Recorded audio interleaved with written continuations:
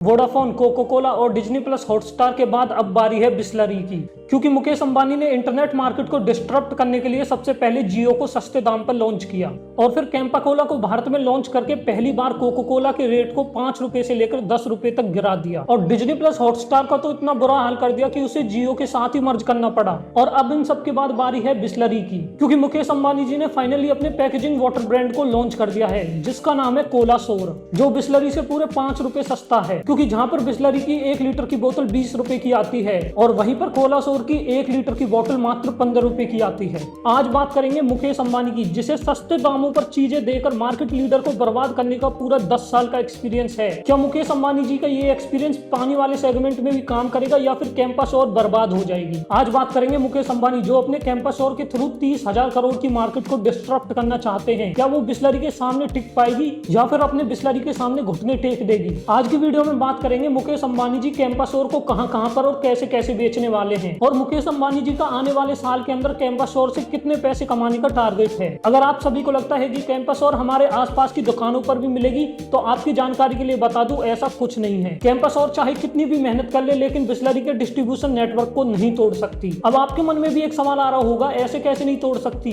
जब बिस्लरी के 1 लीटर पानी की कीमत 20 रुपए है और कैंपस और के 1 लीटर पानी की कीमत केवल 15 रुपए है। तो दुकानदार तो कैंपस और को ही रखेगा, क्योंकि कस्टमर को वो चीज सस्ते में मिल रही है। हाँ, आपकी बात सच है कि कैंपस और 5 रुपए सस्ते में मिल रही है, लेकिन कैंपस और सस्ते होने के कारण ही दुकानदार उसे अपनी दुकान पर नहीं रखना चाहता है। और क्यों नहीं रखना चाहता है, इसके बारे में भी हम आगे बात करेंगे। तो चलिए पहले बात करते हैं कि आखिर ये कैंपा आया कहां से। देखो, कैंपा कंपनी की शुरुआत सन 1977 में हुई थी। साल 1977 में राकेश संघाई जी ने कैंपा की शुरुआत की थी। अगर आप राजेश संघाई जी के बारे में नहीं जानते तो एक बार इस स्टोरी को सुनो। राकेश संघाई जी 1977 से पहले कोको कोला की मैन्युफैक्चरिंग किया करते थे, क्योंकि आजादी के बाद हमारे देश के लोगों को सॉफ्ट ड्रिंक की जरूरत थी, लेकिन उनके पास कोई भी ऑप्शन नहीं था। तो इसी मार्केट गैप को देखते हुए राजेश संघाई जी ने कोको कोला के साथ टाई अप किया और इंडिया में पहली बार कोको कोला को लेकर आए। और साल 1977 से पहले कोको कोला की मैन्युफैक्चरिंग से लेकर बेचने तक की जिम्मेदारी राकेश संघाई जी के हाथों में ही थी। और साल 1977 में हमारी गवर्नमेंट ने रूल बिल्कुल चेंज करके रख दिए। इंडियन गवर्नमेंट ने रूल लाया, जितनी भी विदेशी कंपनियां हैं वो अपनी इक्विटी को भारतीय लोगों के साथ शेयर करेंगी और जो भी उन कंपनी के फॉर्मूला हैं उन्हें वो गवर्नमेंट के साथ शेयर करेंगी। तो इस रूल को मानने से कोको कोला ने मना कर दिया और साल 1977 में कोको कोला भारत छोड़कर चली गई। अब राजेश संघाई जी का बिजनेस बिल्कुल ठप हो गया था, क्योंकि कोको कोला हमारे देश को छोड़कर चली गई थी और यहीं पर राजेश संघाई जी को एक मार्केट गैप दिखाई दिया और उन्होंने ठाना कि हम खुद का देसी ब्रांड बनाते हैं। और उसके बाद शुरुआत हुई कैंपा कोला की, क्योंकि कैंपा कोला ने 1977 से लेकर 1980 तक कैंपा कोला ने मार्केट का 10% हिस्सा अपने कब्जे में ले लिया था। कैंपा कोला अपने टाइम में इतना बढ़िया चल रहा था कि सभी के माइंड में अब भर चुका था सॉफ्ट ड्रिंक मतलब कैंपा। और फिर आया 1990, इसी साल एंट्री हुई पेप्सी और कोका कोला की, जिसके बाद इन दोनों की लड़ाई के बीच कैंपा कहां खो गया किसी को पता ही नहीं चला। और देखते ही देखते इंडिया में कोको कोला और पेप्सी ने अपनी डिओपोली बना ली। अब ये डिओपोली होती क्या है? देखो, जब भी मार्केट में 2 कंपनियां राज करती हैं उसे बोलते हैं डिओपोली, और अगर एक कंपनी राज करती है तो उसे बोलते हैं मोनोपोली। जैसे डिओपोली को मैं कुछ और एग्जांपल आपको देता हूं, जैसे अमेजॉन और फ्लिपकार्ट, जोमेटो और स्विगी, जियो और एयरटेल, ये सारी वो कंपनियां हैं जो कि मार्केट में अपनी डिओपोली बनाकर बैठी हुई हैं। ऐसे ही कोको कोला और पेप्सी ने भी इंडिया में डिओपोली बना ली। उसके बाद एंट्री होती है मार्केट के सबसे खतरनाक प्लेयर की, मुकेश अंबानी जी की। मुकेश अंबानी जी को अपने पैर को सॉफ्ट ड्रिंक मार्केट में रखना था। अब इसी के अंदर एक बिजनेस लेसन छुपा हुआ है। मुकेश अंबानी जी ने देखा कि अपना कभी भी नया ब्रांड शुरू मत करो, बल्कि अपनी मार्केट के अंदर देखो कि कौन सा ऐसा ब्रांड है जो कि डूब रहा है और उसे एक्वायर कर लो। इससे 2 बड़े फायदे होंगे। पहले तो आपको कस्टमर रिकॉल के लिए ज्यादा मार्केटिंग करने की जरूरत नहीं पड़ेगी और दूसरा, वो जो ब्रांड डूब रहा है वो आपको सस्ते में भी मिल जाएगा, जैसे कैंपा के केस में हुआ। साल 2022 में मुकेश अंबानी जी ने कैंपा को एक्वायर कर लिया 22 करोड़ रुपए की लागत लगाकर, जो कि मुकेश अंबानी जी के लिए सबसे सस्ती डील साबित हुई। अब आप बोलोगे कि 22 करोड़ रुपए थोड़े थोड़ी होते हैं, 22 करोड़ रुपए तो बहुत ज्यादा होते हैं, लेकिन मैं आपको बता दूं कि 22 करोड़ रुपए थोड़े ही होते हैं किसी कंपनी के लिए। सोचो, शार्क टैंक में आने वाले ब्रांड भी 50-50 करोड़ की वैल्यू मांगते हैं और उसके मुकाबले तो मुकेश अंबानी जी ने आधी वैल्यूएशन पर कैंपा कोला को खरीदा है। और 22 करोड़ रुपए में कैंपा कोला को मुकेश अंबानी जी ने इसलिए खरीदा है क्योंकि कहीं ना कहीं इंडियन लोगों के माइंड में आज भी कैंपा बसा हुआ है। और ऐसा करके मुकेश अंबानी जी ने कैंपा कोला को 22 करोड़ रुपए में खरीद लिया, जिससे उन्हें डील भी सस्ते में मिली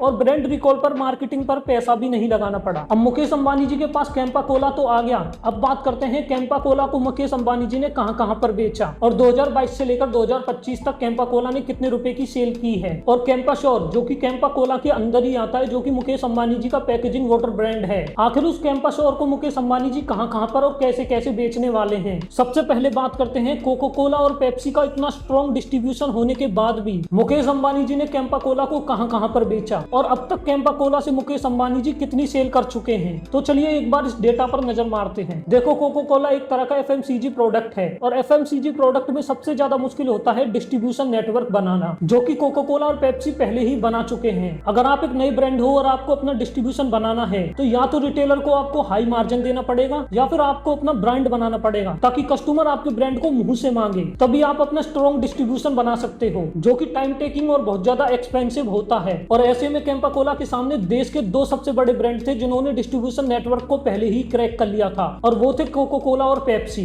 जिसके इंडिया में 7,000 से ज्यादा डिस्ट्रीब्यूशन नेटवर्क थे और 22 लाख से ज्यादा रिटेलर। और स्टार्टिंग में इतने बड़े डिस्ट्रीब्यूशन नेटवर्क के साथ कॉम्पिटिट करना ये कैंपा कोला के लिए नहीं बल्कि हर किसी के लिए एक बहुत बड़ा चैलेंज था। तो यहाँ पर अपनी ड्रिंक को बेचने के लिए कैंपा कोला ने किसी के डिस्ट्रीब्यूशन पर हाथ नहीं डाला बल्कि खुद के डिस्ट्रीब्यूशन का इस्तेमाल किया। तो यहाँ पर अपने कैंपा कोला को बेचने के लिए रिलायंस ने खुद के डिस्ट्रीब्यूशन नेटवर्क का सहारा लिया। देखो मैं आपको एक बार रिलायंस के डिस्ट्रीब्यूशन नेटवर्क को समझाता हूँ। हमारे इंडिया में रिलायंस फ्रेश, रिलायंस मार्ट और जियो मार्ट जैसे 20,000 से भी ज्यादा स्टोर खुले हुए हैं, यानी कि मुकेश अंबानी जी के पास ऑलरेडी अपने कैंपा कोला को बेचने के लिए 20,000 स्टोर अवेलेबल हैं। सोचो अब इन 20,000 स्टोर में जब कैंपा कोला रखी जाएगी तो उस कैंपा कोला की सेल कितनी होगी। और हुआ भी कुछ ऐसा ही। अगर कैंपा कोला की हर स्टोर से 2 बोतल डेली बिच रही हैं तो 20,000 स्टोर से 40,000 बोतल डेली बिच रही हैं और इनके नंबर में ये चीज दिख भी रही है। 2022 में कैंपा कोला का एक्विजिशन हुआ था तो 2022 का कोई भी डेटा मौजूद नहीं है। 2023 से लेकर और 2024 तक कैंपा कोला ने लगभग 400 करोड़ रुपए की सेल की थी और वही 2025 में वही नंबर बढ़कर पता है कितना हो गया था, पूरे 1,000 करोड़,